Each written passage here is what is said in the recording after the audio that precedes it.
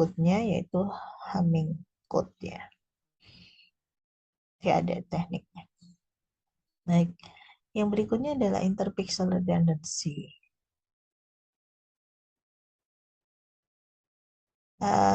Redundancy yang dimaksud di sini itu adalah redundancy yang berhubungan dengan hubungan antar pixel. Hubungan antar pixel. Kita lihat pada contoh gambar di sini ya. Grayscale dari kedua citra kemungkinan tidak sama. Nah, tapi ternyata kalau kita lihat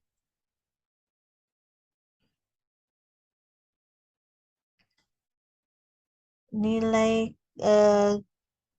histogramnya ini ya, histogramnya ini ternyata sama. Ini dan ini ternyata sama. Ya. Sama persis. Jadi meskipun dua ini beda gitu ya. Dua gambar, coba kalian perhatikan dua gambar ini. Dua gambar ini beda. Tapi grayscale-nya, distribusi grayscale-nya yang kita nyatakan dalam menggunakan histogram itu sama. Sama. Karena komponen nilai keabuannya semuanya sama. Ya. Ini yang dimaksud dengan interpixel redundancy. Jadi, kalau kita memiliki dua image atau lebih yang mempunyai susunan sepertinya berbeda, tapi informasi di dalamnya itu sebenarnya hampir sama gitu ya. Itu bisa kita kodekan dengan pengkodean ya, yang tidak akan merubah level korelasi antar pixel dalam citra tersebut.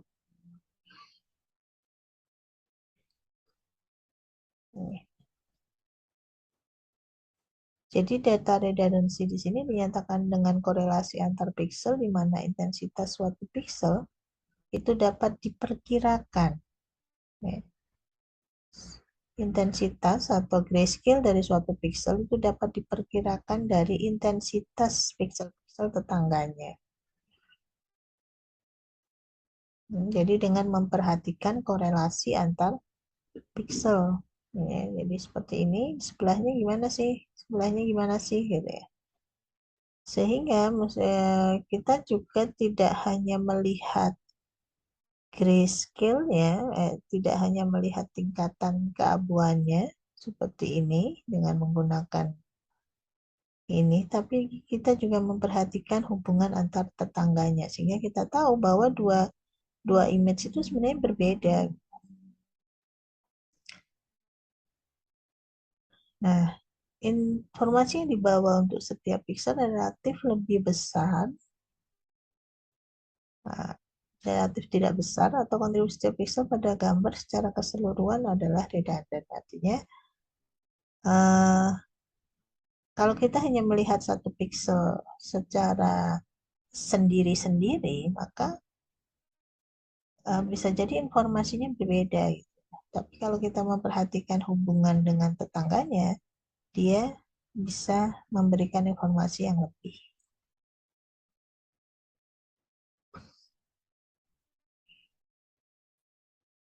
Citra yang mengandung interpixel redundancy itu dapat direpresentasikan dalam bentuk yang lebih efisien atau kita sebut dengan non-visual format. Jadi lebih efisien. Di mana citra tidak dinyatakan dalam bentuk matris, ya, tapi dipetakan atau jadi kita menyatakannya tidak dengan menggunakan matriks, ya, pixel-pixel, tapi dengan peta atau pemetaan dalam bentuk perbedaan intensitas antar pixel yang bersebelahan.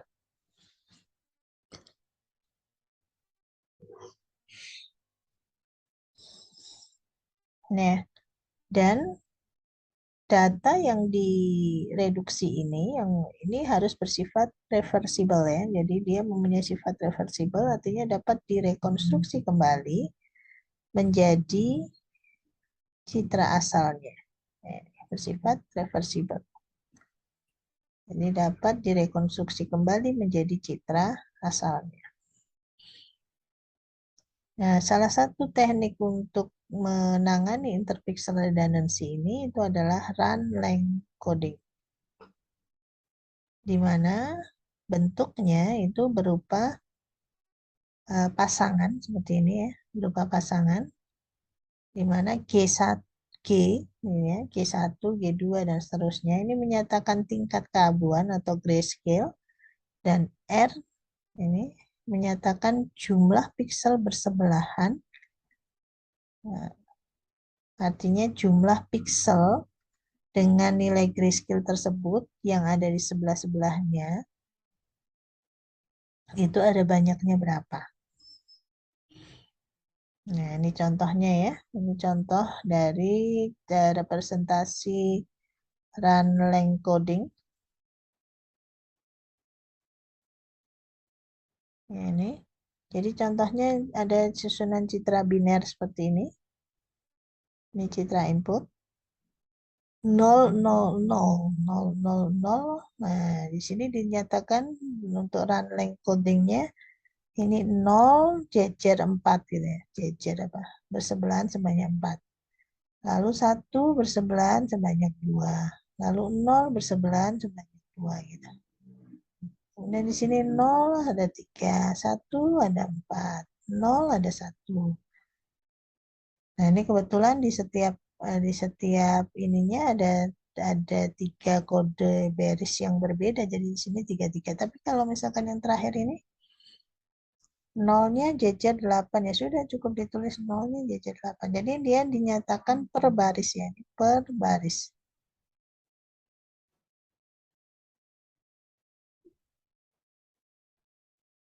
Per baris ya. Oke, nah, seperti itu. Gampang saya kira. Jadi ini juga. Nah, sehingga di sini kalau gambarnya susunannya berbeda, ini pasti kodenya juga berbeda meskipun nanti kalau dilihat grayscale-nya sama. Dan ya 00, 11, 0, 0, 0, 0 gitu ya. Maka nanti run length codes-nya juga beda. Dan ini menunjukkan dua image ini adalah dua image yang berbeda gitu. Ya, meskipun kalau dilihat distribusi keabuannya sama. Ya, distribusi keabuannya sama. Ini yang dimaksud dengan interpixel redundancy, ya, diselesaikan dengan run length coding ya. Baik, nah yang berikutnya adalah psychovisual ya. Psychovisual redundancy. Psychovisual redundancy ini berkaitan dengan kemampuan mata kita atau sensitivitas mata kita untuk membedakan dua tingkatan warna yang berbeda. Ya, mata kita ya terutama ya, tidak memiliki sensitivitas yang sama terhadap semua informasi yang dianggap penting dan tidak penting. Ya, ini yang disebut dengan Mehband. Ya. Seperti yang sudah pernah saya sampaikan di pertemuan sebelumnya, ya, pertemuan awal-awal, bahwa mata kita itu memiliki keterbatasan. Untuk dua tingkatan warna yang berbeda saja, kalau kita melihat 16 tingkatan warna keabuan dengan intensitas yang hampir sama, ini mata kita sudah menganggap itu dua warna yang setara. Sehingga ya kemarin saya sudah menyatakan kenapa kita harus menyatakan dengan yang tinggi-tinggi kalau sampai 256 misalkan. 206 tingkatan warna. Padahal mata kita itu hanya punya kemampuan 16 misal. Contohnya. Nah, sehingga kalau itu kita hilangkan ya, itu kan sebenarnya mata kita tidak terlalu berpengaruh gitu. Nah, ini yang disebut dengan psychovisual redundancy. Jadi yang bila kita dihilangkan itu tidak mengganggu persepsi kualitas dari image-nya.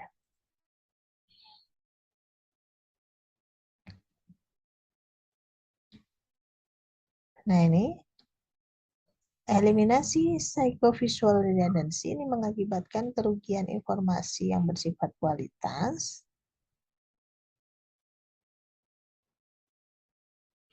Memang kualitasnya menurun ya, saya menurun. Tekniknya kita sebut dengan kuantisasi ya. Teknik untuk menurunkan atau mengeliminasi adanya psychovisual redundancy, ini tekniknya disebut dengan kuantisasi, yaitu memetakan dari intensitas yang lebar, misalkan tadi dari 256 tingkatan warna, itu ada 8 bit, kita turunkan menjadi 4 bit gitu, menjadi 16 tingkatan warna saja. Ini yang disebut dengan kuantisasi.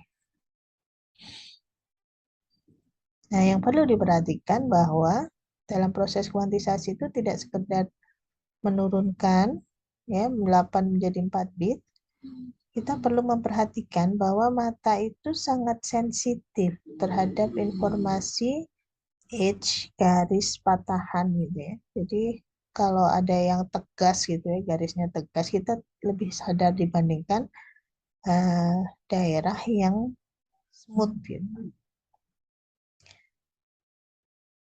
Nah, untuk mengurangi adanya penurunan pada daerah informasi yang sensitif ini, yang kita sebut dengan patahan atau garis atau edge gitu ya, maka proses kuantisasi ini perlu memperhatikan atau mempertahankan informasi edge-nya.